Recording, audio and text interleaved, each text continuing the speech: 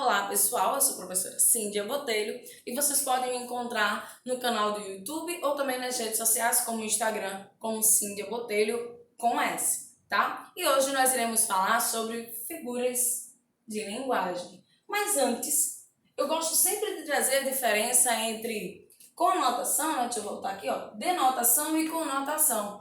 É importante porque neles a gente vai trabalhar palavras ou expressões em seu sentido real, conforme o dicionário, e no seu sentido irreal. Então vamos só mais entender um pouquinho sobre isso antes de partir para as figuras. Vamos lá. Como eu coloquei aqui, sentido denotativo ou literal. O sentido da denotação, né, o sentido denotativo, palavras, expressões, frases que estiverem com esse sentido real da palavra, é conforme estiver no dicionário. Ó, tenta lembrar, o D de dicionário, então denotação é o sentido real, porque é lá no dicionário que você vai encontrar o significado de cada palavra em nossa língua portuguesa, certo? O significado tal qual realmente ele foi feito para fazer a sua função real na nossa vida. Então esse é o sentido, certo? Como por exemplo, cabeça. Eu digo, estou com dor de cabeça. Cabeça, parte superior do corpo. Mas se você for lá em alguns dicionários mais atualizados, até como o Aurélio, você vai perceber que hoje alguns trazem lá S-FIG, ou seja, S.FIG, né? Tu pode dizer sentido figurado. Poxa, como assim? Pois é, hoje alguns dicionários já trazem o sentido figurado também alencado em uns dos sentidos dessa palavra. E aí, o que seria isso? É justamente o sentido conotativo, é o sentido figurado. Por isso a importância da gente estudar isso antes de figuras de linguagens mesmo, porque nas figuras a gente vai encontrar, em sua maioria, expressões em seu sentido conotativo. Mas é importante eu saber qual é o real sentido daquela palavra para entender que nessa frase ela pode não estar com o seu sentido denotativo, e sim figurado. Por exemplo, se eu digo assim, Paulo é o cabeça da turma. Quer dizer, agora eu estou usando a palavra cabeça, anteriormente usado como parte superior do corpo, eu estou utilizando agora a palavra cabeça como alguém que representa a turma, é o líder, ele que manda e desmanda, não é? Ou em outra situação eu posso dizer assim, Paulo, vem cá, vamos lá fora, eu quero ter um papo cabeça com você. Então quer dizer, agora eu estou utilizando a palavra cabeça, indicando o quê? Um papo mais sério, um papo maduro. Ou seja, eu dei dois exemplos em que a palavra cabeça estava em seu sentido figurado e um exemplo em que a palavra cabeça estava em seu sentido real, sentido denotativo. Então é importante saber a diferença, né, tanto de denotação quanto de conotação, porém melhor ainda é você saber o significado das palavras empregadas dentro das frases. Então se liga aí, tá? Nos próximos exemplos. Olha esse aqui. A sala estava limpa quando chegamos, quer dizer, o ambiente está limpo, né? E esse, seu nome está limpo na praça. Quer dizer, na nossa linguagem, gente, a pessoa não está devendo no SPC Serasa, né? Na praça, limpo na praça, quer dizer que você pode aí, então, usufruir à vontade dos seus cartões, né? Fazer mais dívidas ou comprar fiado. Mas lembre-se, o melhor é não fazer isso, né? Então, limpo na praça é justamente pessoas que não estão com o nome sujo. Sujo também já é uma palavra no sentido conotativo. Então, são pessoas que não estão devendo nada a ninguém, certo? O sentido denotativo dessa expressão aqui é justamente isso. Vamos adiante, vamos agora para as figuras de linguagem. A primeira figura de linguagem que eu trago para vocês é justamente a comparação. Gente, como o próprio nome já sugere, vai fazer uma comparação, não é? Vai comparar um elemento a outro elemento. E na comparação, ela vai utilizar termos, certo? Que a gente vai chamar de uma relação de comparação através de um conectivo comparativo. Quais são esses? A gente tem como, quanto, assim como. Então, eu utilizei nos meus exemplos aqui para vocês verem o elemento comparativo como. Eu tenho, os seus cabelos são negros como a noite. Diante das pessoas eu me sentia como uma criança. Rodrigo é forte como um touro. O jovem é alto como uma girafa. Mas vamos entender cada uma. A primeira diz, os seus cabelos são negros como a noite. Gente, o cabelo lá dessa pessoa é à noite? Não, só é escuro tanto quanto ou como a noite, entende? Se eu digo, diante das pessoas eu me sentia como uma criança feliz, possivelmente aqui é um adulto falando, mas independente da idade dele, pode ser um jovem adolescente ou até mesmo uma outra criança, né? Essa pessoa aqui, ela se sentia como uma criança feliz nesse determinado momento quando estava no meio de outras pessoas. Como é essa criança feliz? É uma criança que saltita, que pula, fica eufórica, que não para de tanta alegria. E era assim que essa pessoa se sentia, certo? Rodrigo é forte como um touro. Rodrigo é um touro? Não, ele é só forte como um touro. Agora, lógico, né, gente, for medir a força de um touro e a força de Rodrigo, que é um ser humano, possivelmente o touro ainda vai ter mais força que Rodrigo. Mas aqui é para expressar essa comparação e demonstrar dentro do discurso, dentro dessa comunicação, que Rodrigo é muito forte, tá bom? O jovem é alto como uma girafa. Gente, a gente sabe que a girafa, no meio de outros animais, ela se destaca de tão alta que ela é, certo? Então, se eu digo aqui que esse jovem é alto como uma girafa, possivelmente ele está se destacando também, está implícito no discurso que ele está se destacando entre outras pessoas. Mas ainda assim, se não tiver ninguém ao lado dessas pessoas, eu que estou falando isso aqui, eu percebi que essa pessoa é muito alta, né? Ou seja, ela não tem a mesma estatura que as pessoas daquele local, pelo menos não estatura média. Como os jogadores de basquetebol, né, gente? Que a maioria tem mais de 2 metros. A próxima escola literária que eu trouxe aqui é a metáfora. A metáfora, galera, é nada mais do que até uma comparação, mas sem um elemento comparativo como, né? Então, eu digo assim, ó, por exemplo aqui. Não sei que nuvem trago neste peito, que tudo quanto vejo me entristece. Nuvem trago neste peito, quem em sã consciência vai trazer uma nuvem para dentro do peito? Lógico que não, isso é uma metáfora, né? Você está aí tratando de uma poeticidade, certo? Uma declaração, e diz aí que a pessoa traz uma nuvem dentro do peito, gente. Lembra, vocês não sentem que isso é uma comparação, não é que as nuvens carregadas de chuvas. Então essa pessoa aqui, possivelmente ela está sofrendo por amor, porque ela traz nuvens carregadas, nesse sentido, no peito dela há uma dor que ela segura o choro, sabe? Para não expressar, ou porque não pode expressar aquela tamanha dor, aquele tamanho choro para a pessoa amada. Então, isso é um elemento metafórico, uma expressão metafórica. Um outro aqui, ó, sua boca é um cadeado e meu corpo é uma fogueira. Uau! Chico Buarque de Holanda, nossa, ele sempre pega pesado na hora de se declarar, né? Vê só, gente, se fosse uma comparação, eu poderia dizer sua boca é como um cadeado, mas como uma metáfora eu tiro o elemento comparativo como, né? A boca da pessoa é um cadeado? Não, eu só fazendo uma expressão metafórica, quer dizer, sua boca ela me prende. Olha só que coisa mais romântica, né? De forma bem exagerada, inclusive. Vê só.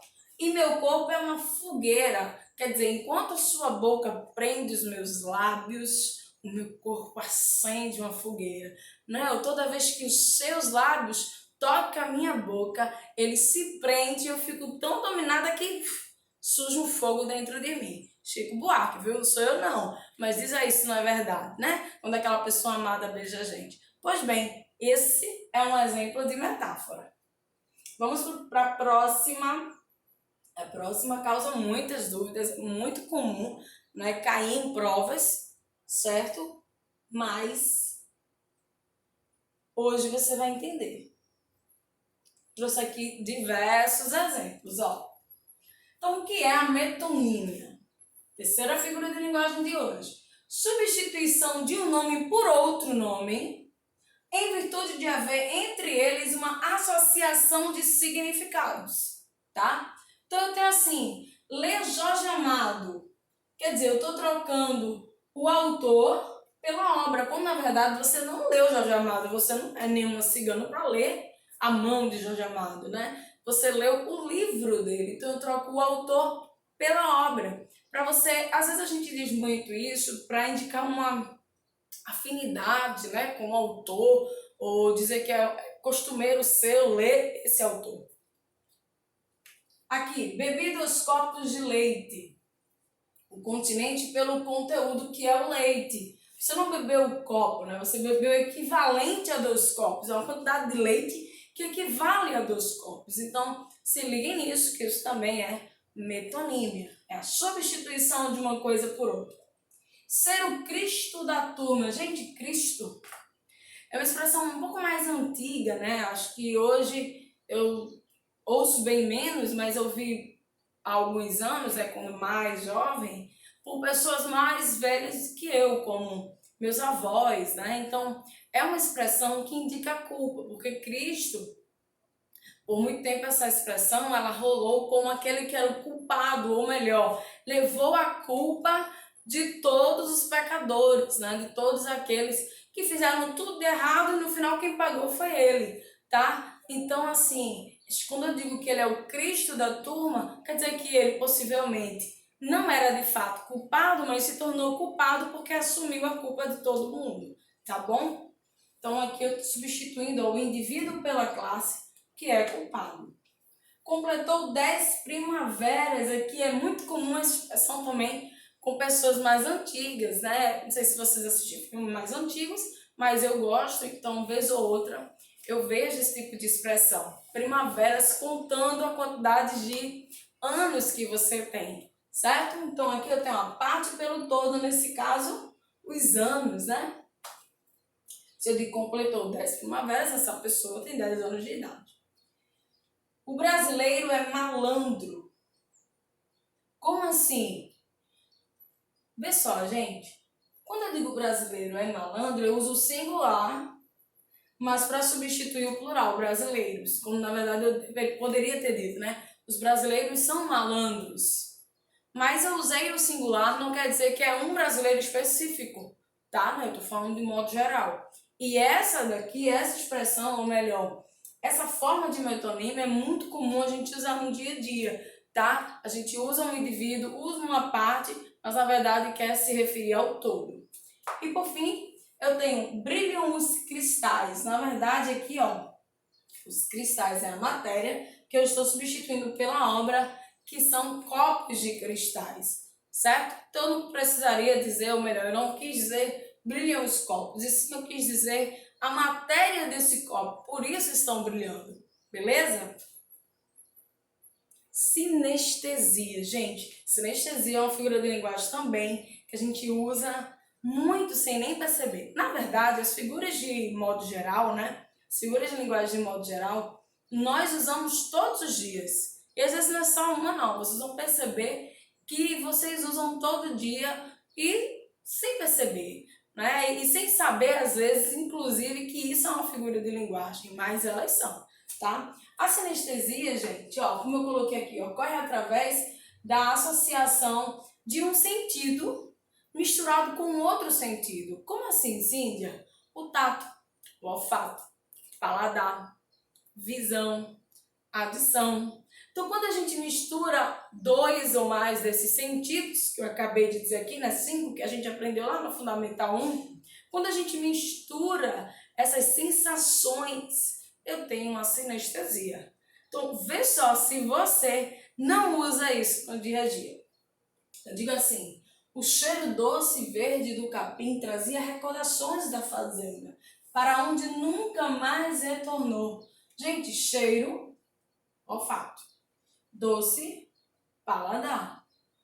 Né? Verde, já seria aqui a visão.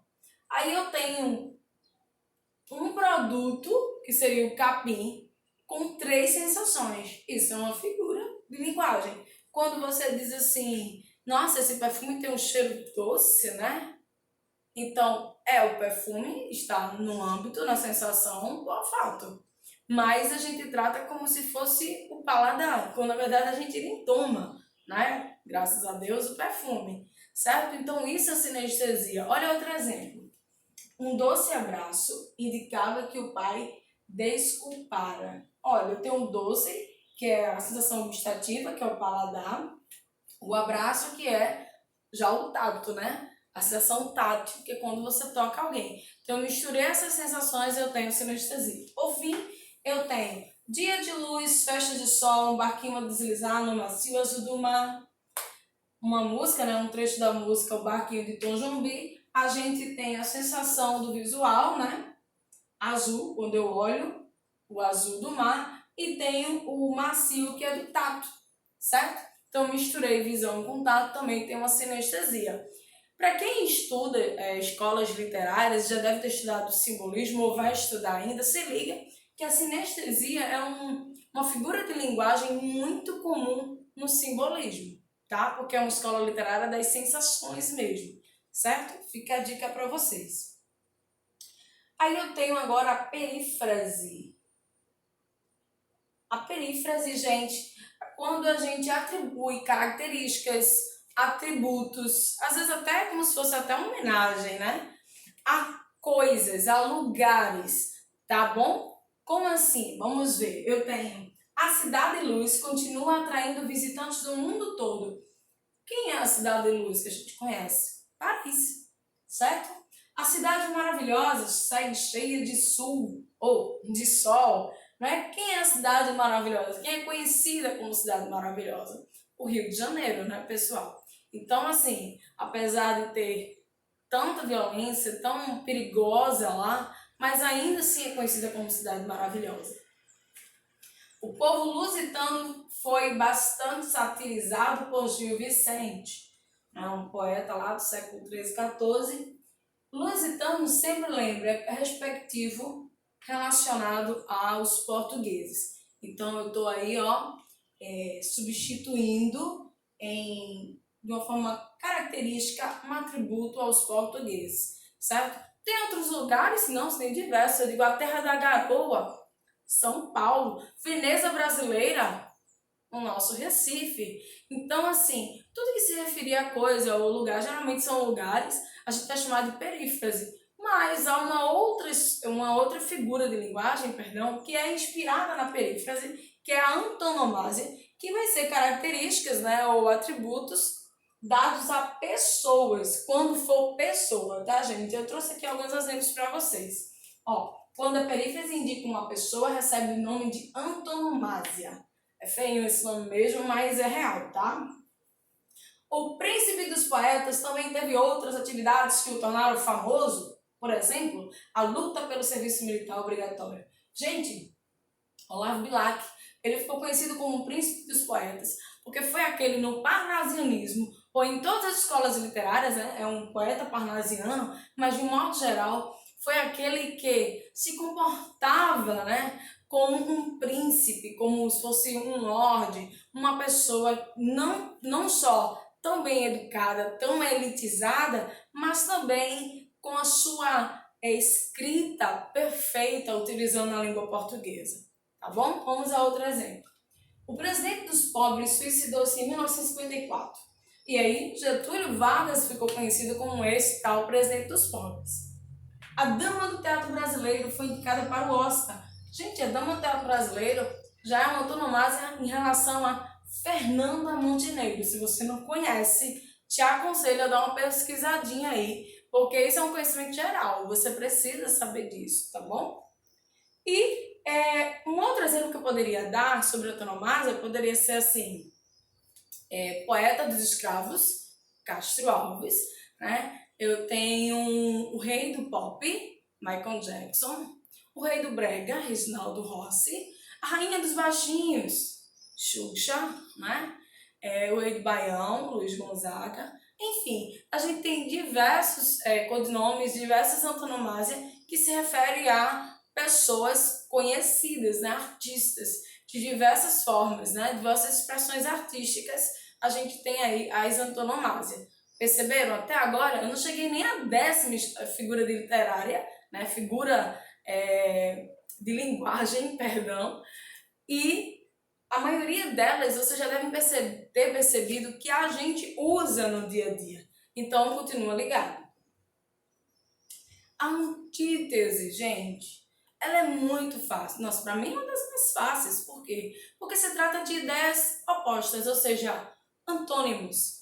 Quem nunca estudou palavras antônimas, que são palavras que significam a oposição uma da outra, né? Enquanto eu tenho feliz, né, e alegre como sinônimos, eu posso ter alegre e triste como oposto. Isso é a antítese. Se liga aqui. Infeliz no jogo, feliz no amor. Escrevo porque amanhece e as estrelas lá no céu lembram letras no papel quando o poema me anoitece. Aí eu tenho infeliz, o inverso de feliz. Amanhece, que seria o inverso de anoitece, tá? Então se ligue nisso, as palavras opostas dentro de um texto, dentro de um poema. Isso vai ser muito importante para você entender a ideia, compreender a ideia central do texto e responder uma questão, certo? Trouxe outros exemplos aqui, ó, de antítese. Vence o mal com o bem, é ferida que dói e não se sente, né? Uma coisa, ela dói e eu não sinto ao mesmo tempo. A vida começa após a morte, a alegria de uns e a tristeza de outros. Viu? Então as palavras em destaque aí de amarelo são palavras opostas umas às outras. Eufemismo. Nossa, como é difícil, muitas vezes, a gente suavizar nossas palavras. Como assim? O eufemismo, gente, é uma figura de linguagem que vai tratar da suavidade, né? Vou chamar assim, suavidade de um termo, uma expressão ou uma frase. Na hora de você dizer uma notícia triste, não é? Ou na hora de chamar ou dizer um fato, uma declaração para alguém ou uma multidão que você não quer ser tão rude, tão grosseiro, certo?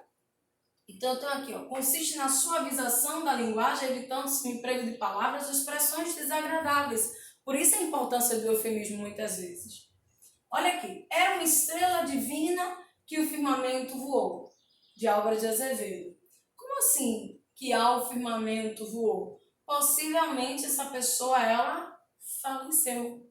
Então, era uma estrela divina, ela morreu, né? Ou aqui na Terra era um ser de luz e quando ela morreu, o firmamento infinito a levou.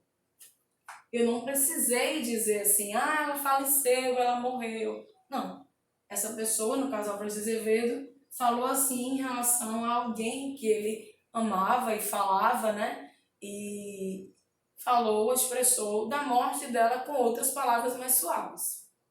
Álvares de Azevedo é um dos autores principais do romantismo, não só na prosa, mas também na poesia, e ele é principal da segunda escola literária do romantismo, tá? Quando a indesejada das gentes chegar, Manuel Bandeira, autor da primeira geração e segunda do modernismo. Como assim indesejadas da gente? Que é indesejado que ninguém quer que aconteça, que chegue, mas quando ela chega não tem como escapar? A morte. Então, gente, eu não quero aqui falar da morte diretamente. Eu suavizei o meu texto utilizando outras palavras. Isso é o eufemismo, tá? Sim, de alguém sempre me pergunta por que você põe essa imagem batendo as botas, porque por muito tempo e até hoje, na verdade, batendo as botas quer dizer que a pessoa morreu, né? Ele bateu as botas, quer dizer morrer. O sentido literal seria bater as botas, mas o sentido conotativo quer dizer morrer. Em alguns livros, essa expressão bater as botas é considerado como um eufemismo, mas hoje, né, na nossa sociedade contemporânea, você dizer isso para alguém é grosseiro, inclusive, né? Não é tido como uma pessoa sensível, e sim insensível usando esse tipo de expressão. Então eu tenho uma próxima aqui, ó, outros exemplos sobre o eufemismo. Quando eu digo assim, Ricardo enriqueceu por meios ilícitos, ou seja, ele roubou, né? Não quis chamar ele, dizer que ele roubou diretamente, chamá-lo de ladrão. A garota não foi feliz nos exames, ou seja, ela foi o que? Reprovada. Isso é para suavizar, quando você vai dizer uma notícia, aí você usa outras palavras, né? Quando você quer dizer que alguém mentiu sem chamá-la de mentirosa, você diz assim, você não condiz com a verdade, ou você não me disse verdades. Então, né, você não anda com a verdade, você nunca me diz a verdade. Para você não chamá-la na cara de mentirosa, você usa o inverso, o sentido inverso. Fica a dica aí, né? A ironia também é muito comum cair em prova, tá? De concurso. Então, o que é ironia? Ela consiste em você dizer algo, mas na verdade você está querendo dizer o inverso. Ó, consiste em dizer o contrário do que se pensa, normalmente com intenção mais sarcástica, tá?